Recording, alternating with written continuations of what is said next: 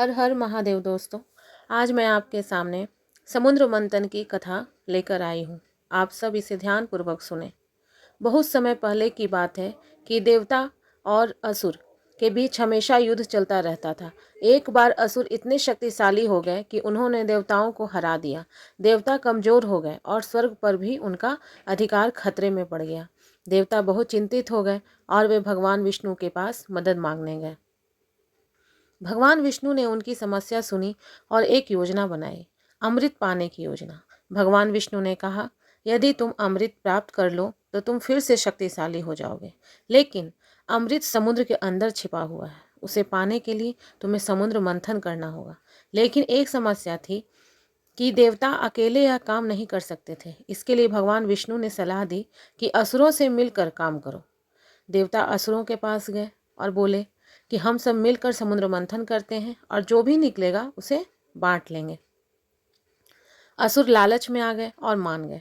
मंथन की तैयारी शुरू हुई। अब सवाल था कि समुद्र को मथेंगे कैसे। मंथन के लिए पहाड़ चाहिए था। चुना गया मंदरांचल पर्वत।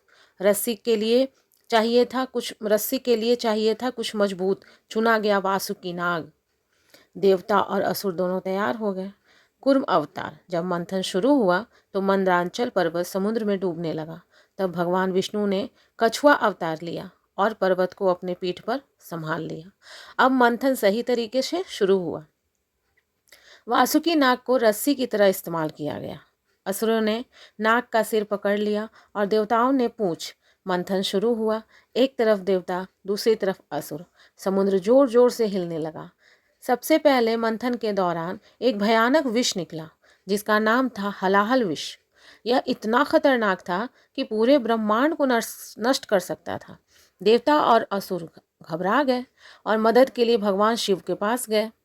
भगवान शिव ने बिना सोचे समझे उस विष को पी लिया ताकि संसार बच सके। उनकी पत्नी पार्वती ने विष को उनके गले में रोक लिया। इस कारण उनका गला नीला हो गया और उन्हें नीलकंठ कहा जाने लगा। मंथन जारी रहा और एक एक करके कई अद्भुत चीजें निकलने लगीं। पहला, कामधेनु गाय जो हर की इच्छा पूरी करती है। उच्चय श्रवा घोड़ा, बहुत तेज और बहुत ही सुंदर। ऐरावत हाथी, जिसे इंद्र ने अपना वाहन बनाया। कौस्तुभ मणि, जिसे भगवान विष्णु ने धारण किया। कल्प वृक्ष, इच्छाएं पूरी करने वाला पेड़। अप्सराएं, सुंदर स्वर्गीय नर्तकियां। महालक्ष्मी, धन और समृद्धि की देवी, जिन्होंने भगवान विष्णु को पति के रूप में चुना। आखिर में भगवान धनवंतरी एक कलश लेकर प्रकट हुए। उस कलश में अमृत था। जैसे ही असुरों ने अमृत देखा, वे उसे छीनकर भाग गए। वे नहीं चाहते थे कि देवता अमर बने। तब भगवान विष्णु ने एक सुंदर स्त्री का रूप धारण किया, जिसे मोहिनी कहा जाता है। मोहिनी इतनी सुंदर थी कि असुर उसे देखकर मोहित हो गए। मोहिनी ने कहा, मैं अमृत सबको बराबर बांट दूंगी, लेकिन पहले तुम सब शांति से बैठो। असुर मान गए। मोहिनी ने चतुराई से अमृत केवल देवताओं को पिलाना शुरू कर दिया। एक असुर, जिसका नाम राहु था, चालाकी से देवताओं के बीच बैठ गया और अमृत पीने लगा। लेकिन सूर्य और चंद्रमा ने उसे पहचान लिया और भगवान विष्णु को बताया। भगवान विष्णु ने तुरंत उसका सिर काट दिया। लेकिन क्योंकि उसने अमृत पी लिया था और वह मर नहीं पाया, उसका सिर राहु और शरीर केतु बन गया।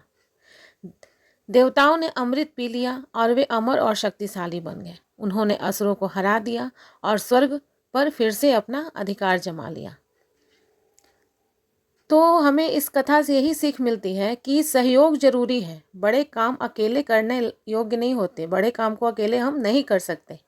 बुद्धिमानी ताकत से बड़ी होती है। अच्छाई की जीत होती है। त्याग सबसे बड़ा गुण है। तो अगर मेरी ये कथा आप लोगों को अच्छी लगी हो तो प्लीज़ मेरे वीडियो को लाइक करें, शेयर करें, कमेंट करें और मेरे चैनल को सब्सक्राइब करें। हर हर महादेव दोस्तों।